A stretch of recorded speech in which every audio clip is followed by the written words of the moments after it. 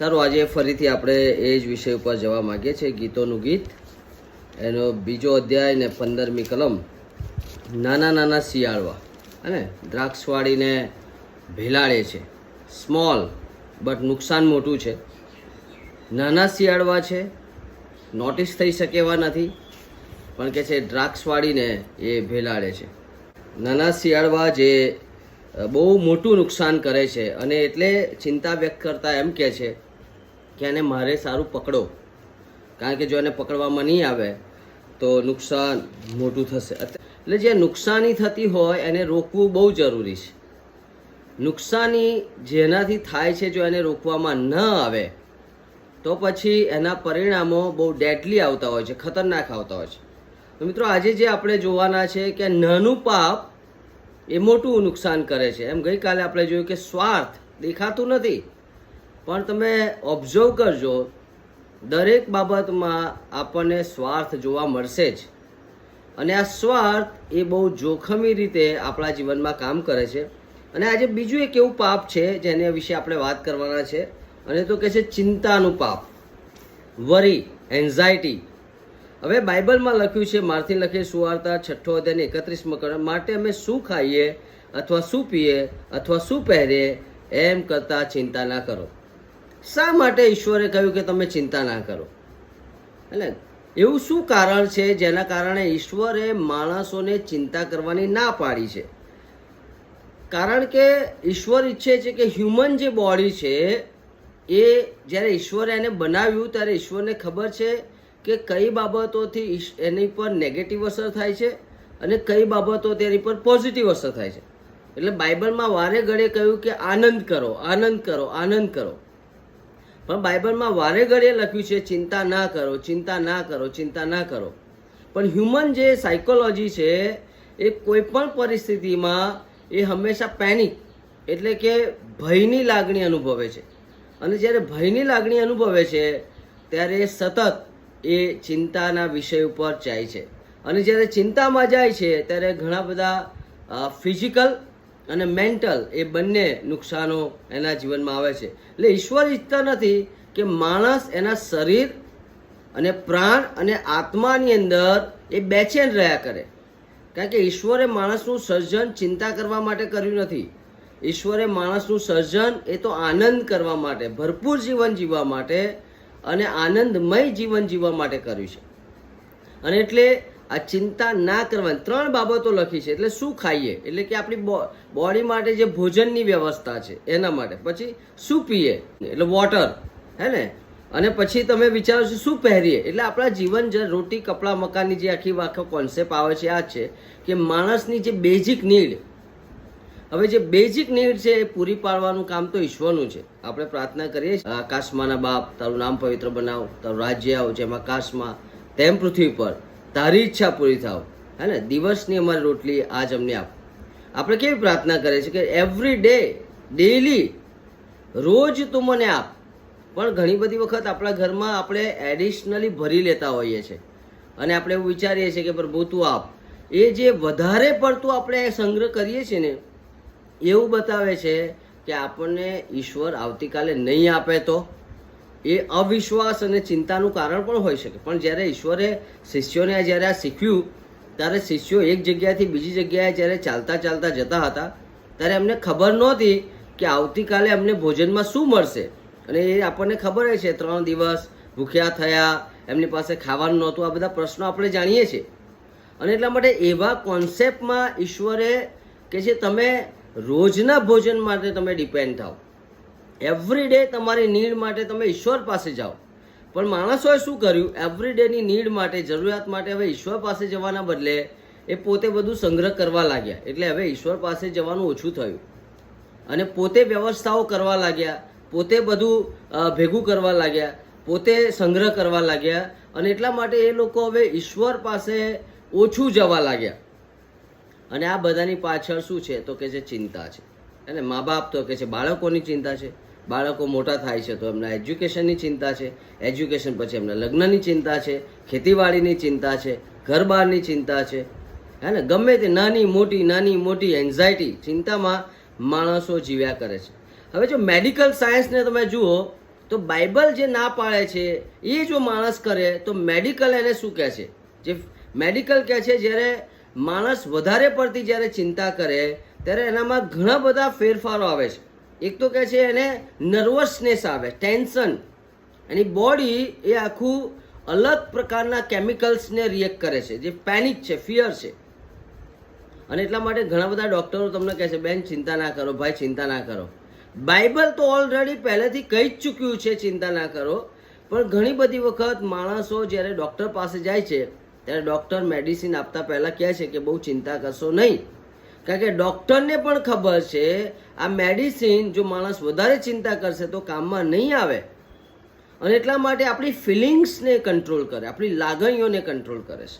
હે ને? જ્યારે આપણી લાગણીઓ કંટ્રોલ થાય છે ત્યારે આપણો વિચારો કંટ્રોલ થાય છે અને પછી એ પ્રેક્ટિકલી દેખાઈ આવે છે. તમારી બીક દેખાઈ આવે, હે ને? તમારું નર્વસનેસ દેખાઈ આવે અને તમારી ફિયર, તમારો જે ભય છે એ બધું દેખાઈ આવે છે. આ ચિંતા એ આ બધું પ્રગટ કરે છે અને પછી તમારી વાતોમાં આવે, તમારા વ્યવહારમાં આવે, તમારી રોજબરોજની જિંદગીમાં એ દેખાઈ આવે છે. પેનિક એટેક થાય છે, ઘણા બધા એટેક જે આવે છે, બીકના એટેક, અને પછી હાર્ટ એટેકની પાછળ પણ ચિંતાનો બહુ મોટો ફાળો છે. ચિંતા એ માણસના નર્વ સિસ્ટમને આખી ડેમેજ કરી નાખે છે અને સ્લો ડાઉન કરી નાખે છે. અને એટલે આ મેડિકલ સાયન્સ પણ ના પાડે છે. તમને થાક લાગે છે, તમને વીકનેસ લાગે છે, તમને તમારા શરીરમાં ધ્રુજારી આવે છે, ને પછી તમે કોન્સન્ટ્રેટ કરી શકતા નથી, તમે ઊંઘી શકતા નથી, તમને ઉલટી જેવું થાય છે, તમને પેટમાં દર્દ થાય છે, પછી તમને તાવ પણ આવી જાય છે, તમને છાતીમાં પણ દુખાવો થાય છે. મેડિકલ સાયન્સે આ બધું શોધી કાઢ્યું છે કે આ બધું જે થાય છે એની પાછળ કોઈ ફૂડ નથી, ભોજન નથી. આ બધું જે થાય છે એની પાછળ કોઈ પીણું પણ નથી. આ બધું થાય છે એ ખરાબ લાઈફસ્ટાઈલ પણ નથી. આ બધું જે થાય છે એની પાછળ માત્ર ને માત્ર ચિંતા છે. જો ચિંતા કેટલું મોટું ડેમેજ કરે છે. અને એટલા માટે આપણે નીતિવચન 2 અને 15માં વાંચ્યું કે નાના નાના શિયાળવા, સ્મોલ ફોક્સસ, નાના શિયાળવા છે પણ ડેમેજ કેટલું મોટું. આખી હ્યુમન બોડીને એક નાની ચિંતા કંટ્રોલ કરે છે. કેટલાક લોકો એવું કહે છે કે ચિંતા એ ચિતા સમાન છે, હે ને? કહે છે એ તમને એ જગ્યાએ લઈ જશે, તમને બાળી નાખશે. નીતિવચન 12 અને 25માં કહે છે પોતાના મનની ચિંતા માણસને વાંકો વાળી દે છે, એટલે કે એને એકદમ નિર્ગત કરી નાખે છે, એનામાં ભયંકર વીકનેસ લાવે છે, એના શરીરને નબળું કરી નાખે છે. જે સ્ટ્રેન્થ, જે મજબૂત, જે બાંધો છે એ કોઈ કામમાં આવતો નથી. અને આ મેડિકલ સાયન્સ પણ પ્રૂવ કરે છે કે ચિંતા એ માણસને માટે જોખમકારક છે. અને એટલે ઈશ્વરે જે મના કરી છે, જો એ માણસ કરે છે તો એના રિફ્લેક્શન એની બોડીમાં, એના વિચારોમાં અને આધ્યાત્મિક જીવનમાં આવે છે. હવે ચિંતાની જે અસરો છે એ કે છે એને બીમાર કરે છે, આપણે જોયું. પછી કાર્યક્ષમતાને નષ્ટ કરે છે, બીજા સાથેના સંબંધોને પણ તોડે છે. તમારી ચિંતા એ બીજા સાથેના સંબંધોને પણ, કારણ કે તમે ઓલરેડી નિરાશામાં જીવતા થઈ ગયા છો, એટલે તમે કોઈને સ્વીકારશો નહીં અથવા કોઈની સાથે વાત કરશો નહીં. લોનલીનેસ, અત્યારે હાલમાં જે પ્રોબ્લેમ ચાલી રહ્યા છે, એકલતા, અત્યારે હાલમાં જે પ્રોબ્લેમ ચાલી રહ્યા છે, ડિપ્રેશન, હે ને? અને બહુ ભારે ડિપ્રેશન, અને જે સુસાઇડલ થોટ લોકો કરે છે, વ્યસનો તરફ જાય છે, અને કોઈક ને કોઈ બાબતને લઈને એ માણસના જીવનને નષ્ટ કરે છે. અને કહે છે કે એ ચિંતા એ માણસને એ ભયંકર રીતે નુકસાન કરે છે. પછી બીજું શું કહે છે તો કે છે આનંદને છીનવી લે છે. તમે ચિંતામાં છો, તમારા ઘરમાં બીજા 4 લોકો છે, પ્રોબ્લેમ શું થશે ખબર છે? એ 4 પણ નિરાશ જ રહેશે. તમારી ઉપર જે નિરાશાનું વાતાવરણ છે એનું રિફ્લેક્શન, હે ને? મમ્મી ચિંતામાં હશે, પપ્પા ચિંતામાં હશે તો બાળકો તરત કહેશે કે મમ્મી પપ્પાને પ્રશ્ન છે. બાળક ચિંતામાં આવે છે સ્કૂલમાંથી, તમે એનો ચહેરો જોઈને જ કહી દો કે આજે કંઈ શું પ્રોબ્લેમ છે, અને ચહેરા પર એક નિરાશા આવે છે, અને તમે ઊભા છો, તમને તરત જ એની ફિલિંગ થશે, તમે પોતે પણ નિરાશ થશો. ત્યાં ભલે ગમે તેવું સારું તમારું આખો દિવસ હશે, પણ જ્યારે તમે નિરાશ ચહેરા સાથે કોઈને જોશો ઓટોમેટિક જ તમે પણ એ જ ફિલિંગમાં જશો. એટલે કે આનંદ એ નષ્ટ કરે છે. પછી કહે છે ઈશ્વર ઉપર ભરોસો નથી રાખતા આ પ્રકારના માણસો. જે ચિંતા કરે છે એ પ્રાર્થના કરતા નથી, જે પ્રાર્થના કરે છે એ ચિંતા કરતા નથી, પ્રાર્થના પણ કરી શકતા નથી અને નિરાશ જીવન જીવે છે. શું ઈશ્વરે માણસને ચિંતા કરવા માટે મોકલ્યો છે? ના. ઈશ્વરે તો માણસને ઉત્પત્તિના પુસ્તકમાં વાંચો તમે 1 અધ્યાયને 26 કલમ પછી કહે છે ઈશ્વરે માણસને ભરપૂર આનંદથી ભરપૂર ખુશ અને બહુ જ જોયફુલ જીવન જીવવા માટે મોકલ્યો છે. પણ આ શું થઈ ગયું? માણસે આ શું કરવા લાગ્યો? જે ઈશ્વરની યોજના છે, ખુશમાં રહે, આનંદમાં રહે, બધું ઈશ્વર પર સોંપી દે, એના બદલે હવે બધું પોતાની ઉપર લઈ રહે છે. હે ને? એક સ્ટોરી કદાચ તમને યાદ હશે કે એક બેન મોટું ટોપલું લઈને, બહુ ભારે વજનદાર ટોપલું લઈને જતા હોય છે અને રસ્તામાં એક બળદગાડાવાળો માણસ મળે છે અને પછી એને એવું લાગે છે કે આ બેન બહુ અતિશય ભારે ટોપલું લઈને જાય છે અને મારે એમને મદદ કરવી જોઈએ. એટલે પાછી ભાઈ કહે છે, એ બળદગાડાવાળો જે બુલેટ કારવાળો ભાઈ કહે છે કે બેન તમે બેસી જાઓ. અને પાછી પેલી બેન બેસી જાય છે. થોડા સમય પછી પેલો ભાઈ પાછું જ્યારે જોવે છે ત્યારે એ જોવે છે કે બેન તો બેઠા છે પણ એમણે પોતાના માથા ઉપરથી જે ટોપલો છે એ ઉતાર્યો નથી. એમની કોઈકની ઈચ્છા છે કે ટોપલું ત્યાં મૂકીને રિલેક્સ થાય, પણ અહીંયા આગળ એવું થતું નથી. એટલા માટે કાઉન્સિલરો વધ્યા છે, હે ને? એમને સલાહકારોની જરૂર પડે છે અને અલગ અલગ પ્રકારના ટ્રીટમેન્ટની જરૂર પડે છે. માર્થિન લખેલી સુવાર્તા 6 અધ્યાય 32મી કલમ કહે છે કારણ કે, એટલે 3 બાબતો આપણે જોઈ, ફૂડ, વોટર એન્ડ કપડાં, એટલે કે જીવન જરૂરિયાતની વસ્તુઓ. પણ એના માટે પ્રભુ ઈસુ ખ્રિસ્ત 32મી કલમ કહે શું કહે છે? કારણ કે એ બધામાંના તો વિદેશીઓ શોધે છે, ખ્રિસ્તી લોકોને શોધવાની જરૂર નથી. કેમ? કારણ કે ખ્રિસ્તી લોકો એ તો ઈશ્વર સાથે કનેક્ટેડ છે, એમને તો ખબર છે એમનો એક ઈશ્વર છે, એટલે એ પૂરું પાડનાર દેવ છે. અને એટલા માટે આ 7 બાબતો આજે હું તમને કહું છું જે આપણને ચિંતા ન કરવા માટે પ્રેરણા કરે છે. પહેલી બાબત એ છે ઈશ્વરે મારું સર્જન કર્યું છે અને ઈશ્વર વિશ્વાસ યોગ્ય છે, એ બધું જ પૂરું પાડશે. આ બાબત આપણે યાદ રાખવી જોઈએ. બીજી બાબત, ચિંતાને કારણે આપણી અંદર જે કામ જે કરવાની ક્ષમતા છે ઘટી ગઈ છે, હે ને? એ નુકસાનકારક છે. તો કે છે ઈશ્વર ઉપર ભરોસો રાખવાથી આપણે ફળદાયી બની શકીએ છીએ.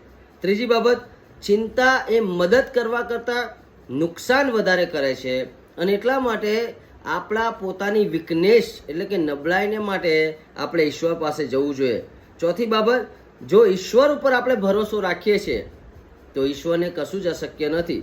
પાંચમી બાબત, ચિંતા ઈશ્વર પરના અવિશ્વાસને પ્રગટ કરે છે, પણ જ્યારે આપણે પ્રભુની નજીક વધારે જઈએ છીએ ત્યારે આપણામાં આનંદ અને ખુશી આવે છે. છઠ્ઠી બાબત, ચિંતાને કારણે કદાચ માણસો ઈશ્વરને આધીન થતા નથી, પણ બાઇબલ આપણને હંમેશા કહે છે મારે ઈશ્વરને આધીન થવાનું છે કોઈ પણ રીતે. સાદરાક મેશક ગમે તો કહો, આખી દુનિયા એટલે કે એની આસપાસનું આખું વર્લ્ડ દુનિયા એ બધા જ ત્યાં આગળ પેલી મૂર્તિને ઘૂંટણે પડે છે. આ 3 જણા ઊભા રહ્યા છે પણ આ 3 માણસો ચિંતા કરતા નથી, કારણ કે એમને ખબર છે, એમનું જે સ્ટેટમેન્ટ હતું એવું, જો અમારો ઈશ્વર બચાવશે નહીં તો પણ અમે આ કામ તો નહીં જ કરી. પણ એમને એ પણ કહે છે મારો ઈશ્વર બચાવવાને કેપેબલ છે.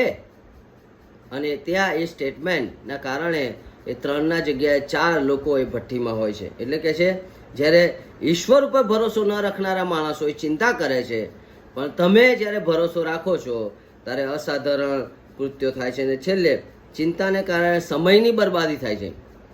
ચિંતા કરવા કરતાં કે છે તમે ઈશ્વર પાસે બેસો. 3 કલમો આપણે મોઢે કરવી જોઈએ. અને પહેલી કલમ છે પિતરનો પહેલો પત્ર 5મો અધ્યાય 7મી કલમ. જે લોકોને વધારે ચિંતા થતી હોય એમને આ 3 કલમો મોઢે કરો, ઘરે લગાવો, હે ને? કોઈ જગ્યાએ સ્ટીકરથી લગાવી દો અથવા કઈ જગ્યાએ ખરીદો, ગમે તે કરો, પણ આ 3 કલમો તમારે રાખવાની છે. પહેલો પિતર 5મો અધ્યાય તમારી સર્વ ચિંતા, આ સર્વ છે ને ત્યાં તમારી જે ચિંતા હોય એ લખી દો. બાળકોની ચિંતા છે, માતા પિતાની ચિંતા છે, બીમારીની ચિંતા છે, નોકરીની ચિંતા છે, કોઈ હેરાન કરી રહ્યું છે, હે ને?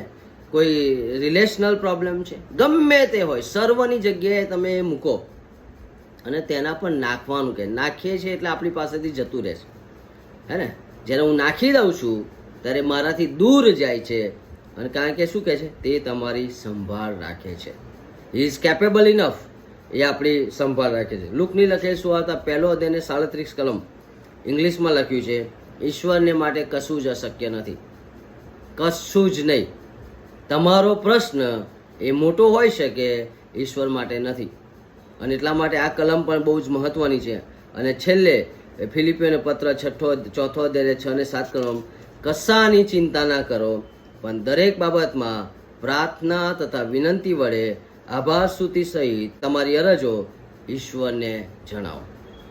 આ 3 કલમો, બીજી ઘણી બધી કલમો છે પણ આપણા ટાઈમના લિમિટમાં આટલું જોઈએ છે. આ 3 કલમો એ હંમેશા બોલો. તમારા ઘરે દિવાલે, હે ને, કોઈ તમારું કોઈ લાઈક ટેબલ છે, ફ્રીજ છે, હે ને, ગમે ત્યાં જ્યાં તમારી વધારે નજર જાય, તમારો દરવાજો છે, ત્યાં તમે આ લખી રાખો. અને આ લખીને તમે હંમેશા એને રિસાઇટ કરો અને એને યાદ કરો. અને ગમે તે ચિંતા હોય એ ચિંતા ઉપર તમે વિજય અવશ્ય પ્રાપ્ત કરી શકશો. અને અહીંયા આગળ લખ્યું છે પ્રમાણે આ નાનું શિયાળવું છે પણ બહુ મોટું નુકસાન કરી શકે છે. અને એટલે આપણા ચિંતાના પાપમાંથી બહાર નીકળીએ, પ્રાર્થના કરતા થઈએ અને પ્રભુ આપણને આશીર્વાદ આપશે.